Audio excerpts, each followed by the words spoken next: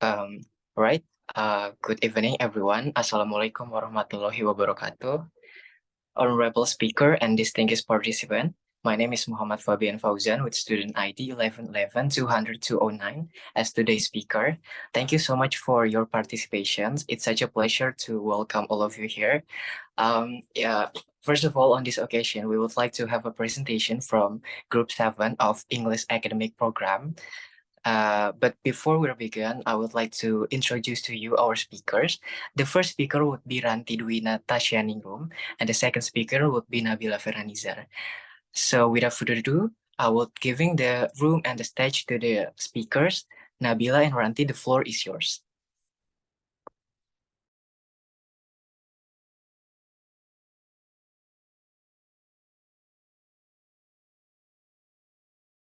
Share screen, Bill.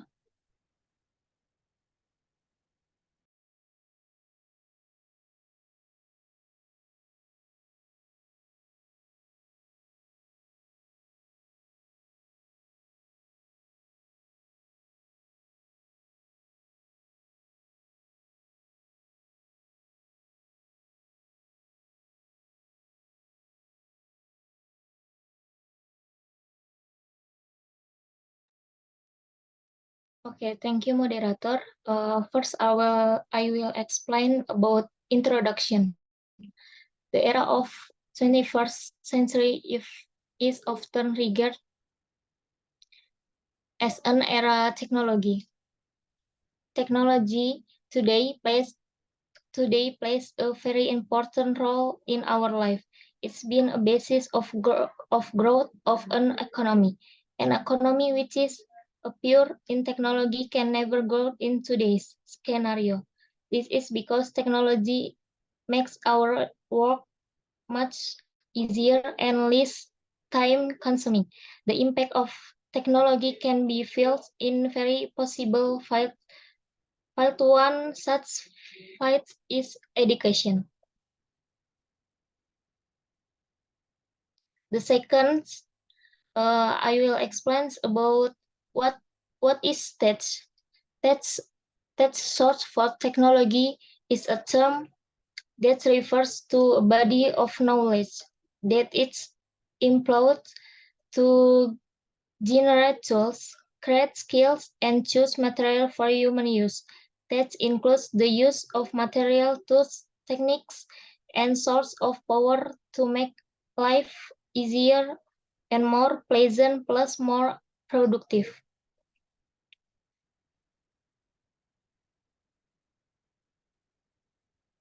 And then what is edu?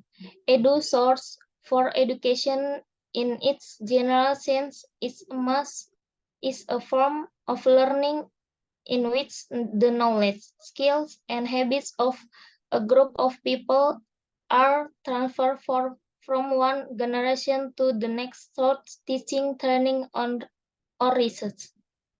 Okay, that's all for me. Then I will return into moderator. All right, thank you, Ranti Dwina Tasyaningrum. Nabila, just continue the presentation. Okay, thank you, moderator. As the moderator had said before, my name is Nabila Ferendizar, the second speaker of this presentation, and I'm here to continue my colleagues, Ms. Ranti. We've talked about the definition of technology and education. So, what type of tech is used in education?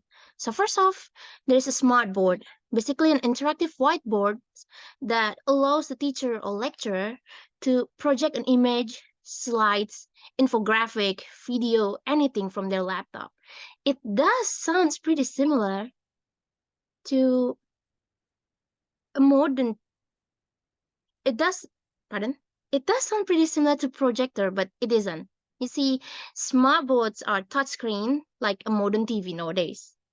Now the second one, the projectors. How it works is by shining a light through a small transparent lens, or the newer type is using laser.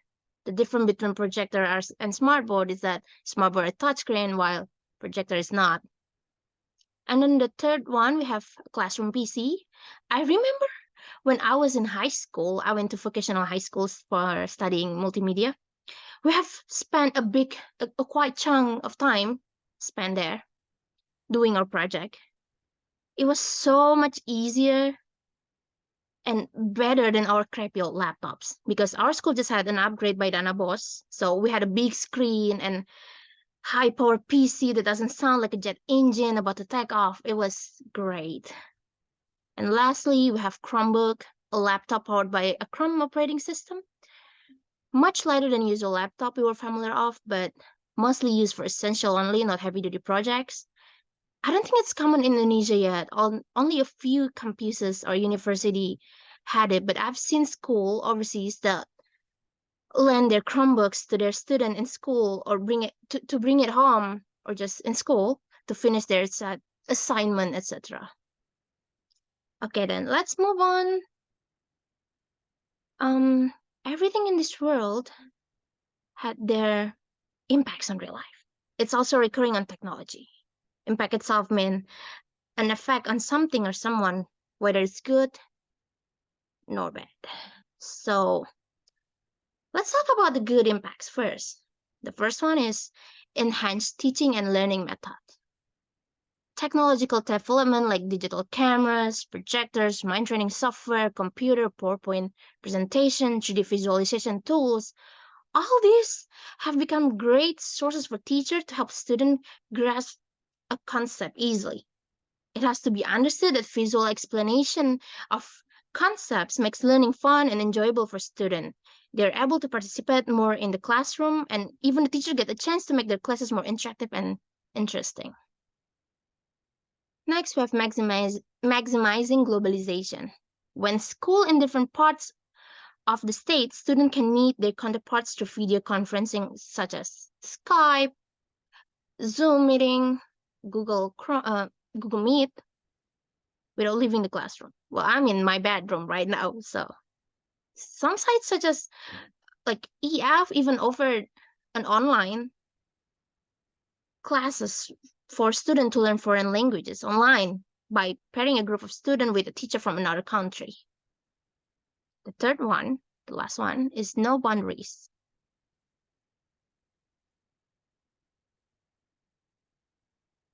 With the introduction of online degree programs, there's hardly any need of being present physically in the classroom. Even several foreign universities have started online degree courses that students can join.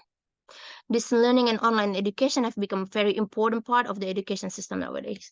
As far as I know, for public university that does online classes like this far back before pandemic happening is Universitas Terbuka. And then after pandemic, a lot of school already did that, or a private university that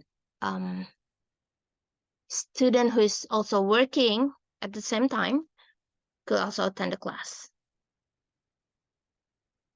As for the foreign countries, foreign university, Ivy Leagues done that. Now let's talk about the bad impacts, the negative one. The first one is declining writing skills. Due to excessive usage of online chatting and shortcuts, the writing skill of today's young generation have declined quite tremendously.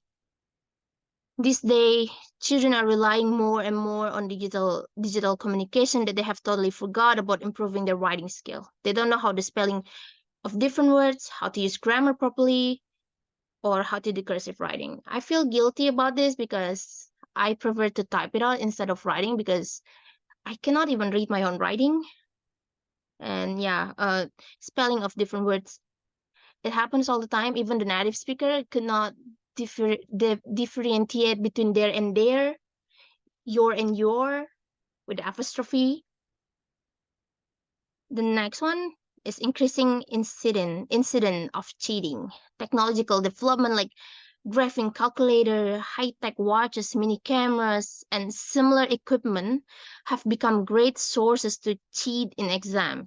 It is easier for students to write formulas and notes on graphing calculators with least chances of being caught. Remember when you guys were in elementary school, you have like super cool watches, but turns out it was like a mini calculator, or if you're a girl, having these pencil cases that have a mini calculator in it.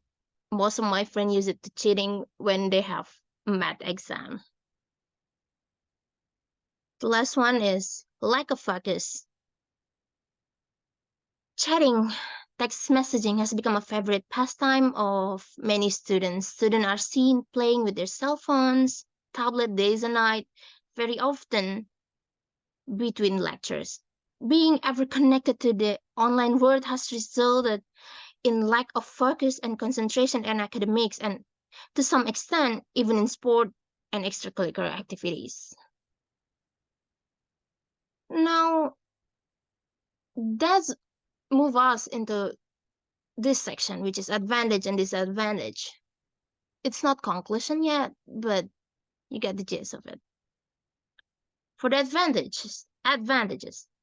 First one, it makes students more excited to learn. Second one, help students to learn anywhere.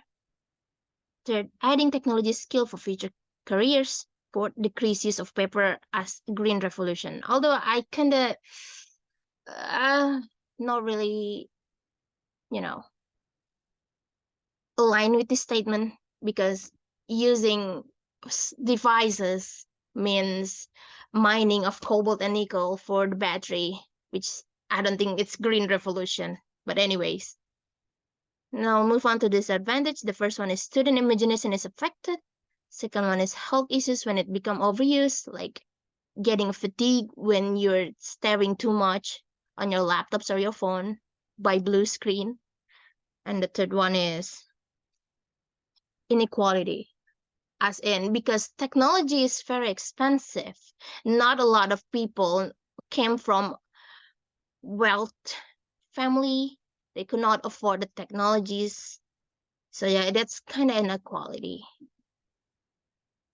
I guess that's all for me. From me, I'm giving back to moderator. Thank you. All right. Thank you so much, Nabila and Randy, for your presentations. It's such an informative and interesting talk. Thank you, Nabila, for sharing your own experience. We're nice to hear that. All right. For all of the participants here, I give you a chance to ask the speaker. But we're only giving one session for two questions for you to ask. And yeah, just turn on your microphone and don't forget to mention your name and from what group are you.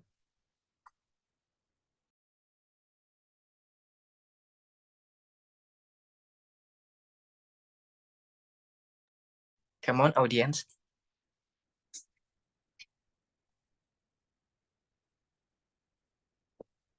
All right, Nisma Amalia. Okay, my name is Nizma Malia. I'm from Group 11. My question is, what are the challenges in using learning technology?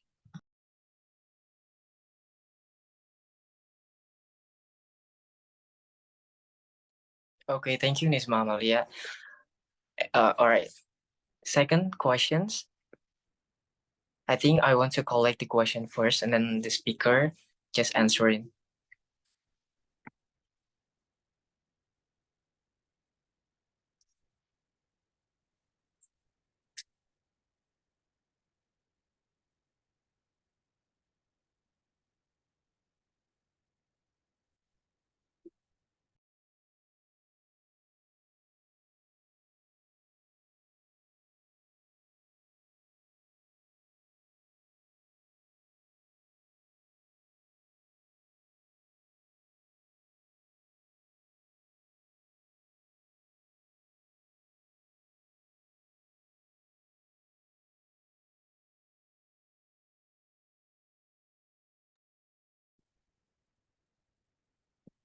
All right. I think while we're waiting the second question, I think the speaker could probably answer the first question first from Nisma Amalia.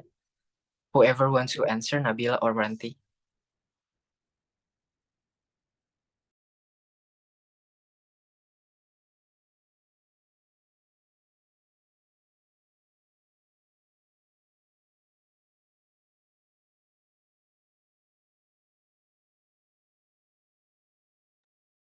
Okay. I will answer question from Nizma Amelia. The answer is the challenge faced are the lack of teacher knowledge is in operation technology, the lack of commitment to implement technology in learning, and the uneven distribution of education technology facilities in Indonesia. That's it.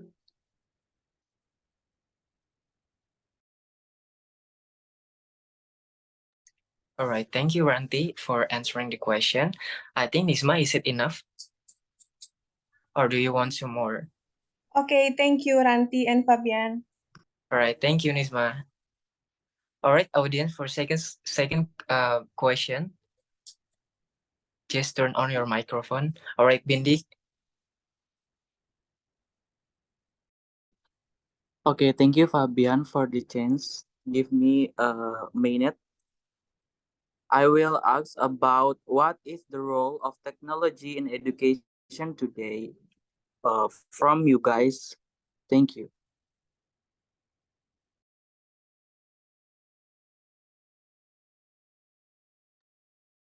All right, thank you, Nabila.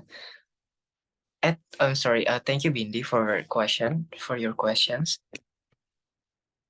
All right. Nabila, do you want to answer? No? Yes, thank you, Fabian. Again, thank you, Bindi, for the question. So, what is the role of technology in education today? So, the role of technology in education is coexisting with humans, namely by, uh, I I wouldn't call it replacing, but instead of coexisting, because again, without a human, the technology itself cannot work to operate it, you know. Namely by automating a task of process, strengthen the role of humans by presenting information, a task or process, restructuring or making changes to a task or process. Um, for example, it's like a few days ago, um, I actually this is kind of like the first time that I need Perplexity AI to help me to do my assignment. That's what I've been that's what I mean by being coexisting with human. Um, is to help us do task more efficiently and more efficacy, I would say. I think that's all.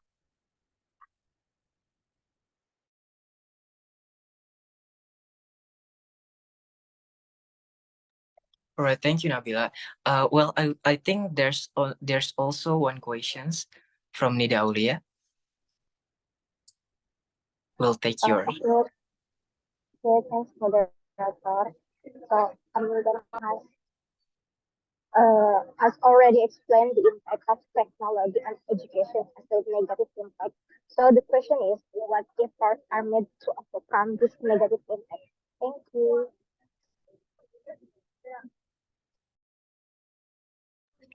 Okay, thank you, Nida Aulia, for your questions. Nabila or Ranti, do you want to answer this question?